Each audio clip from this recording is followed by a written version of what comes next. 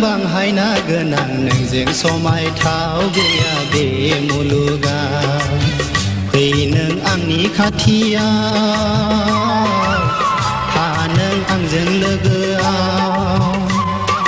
बेसे मोजां बिखा फांदां नोंजों रुजुथाव गैया बे मुलुगाव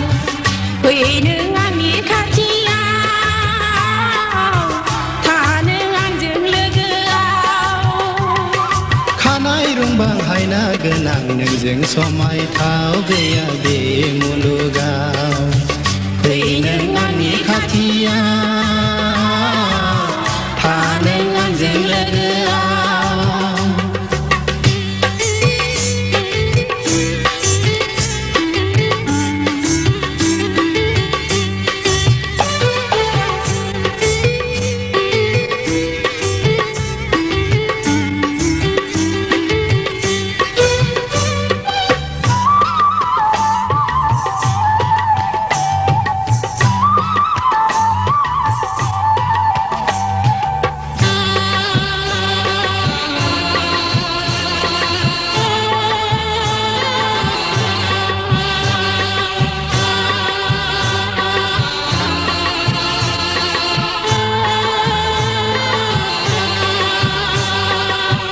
नों दि आंनि गोरबोनि दाउ मैना नों दि आंनि जिउनि आंगो सना जारौ गुस्थिया नोंनि बेसे समायना नोंनि देंखोआ बेसेदि गोसोथावना जोंनि अनलायनाया बे मुलुगाव गोसारलांगोन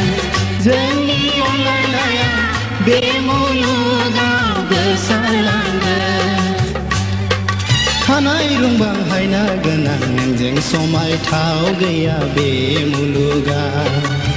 फै नों आंनि खाथियाव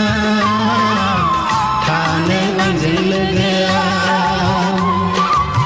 फै नों आंनि खाथियाव था नों आंजों लोगोआव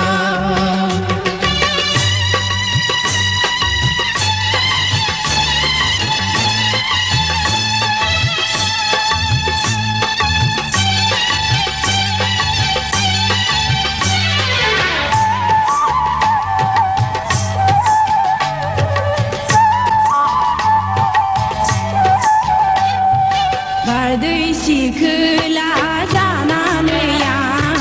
नोंनि अखोराङाव बिरलांगोन आं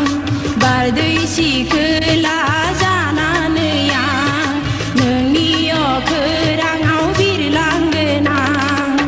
सोमखोर जोमै जाना नोंखौ बरायगोन आं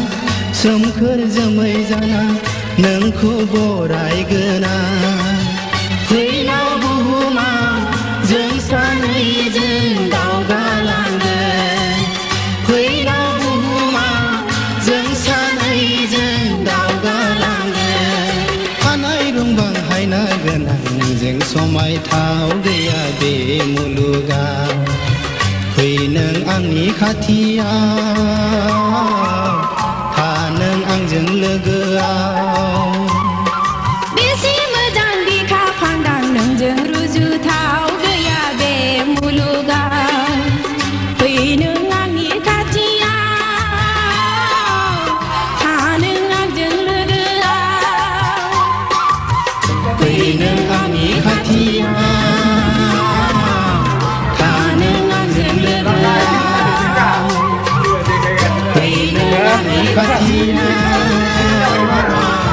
था नों आंजों लोगोआव फै नों आंनि खाथियाव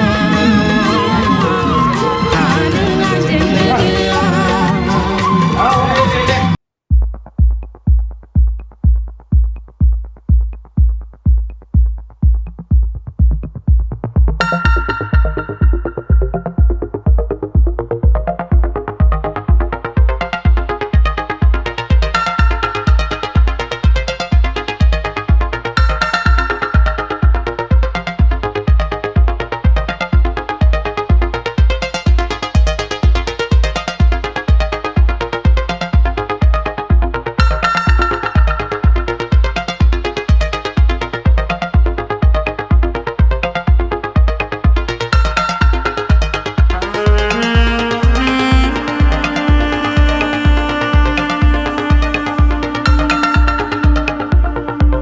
प्ले कर प्ले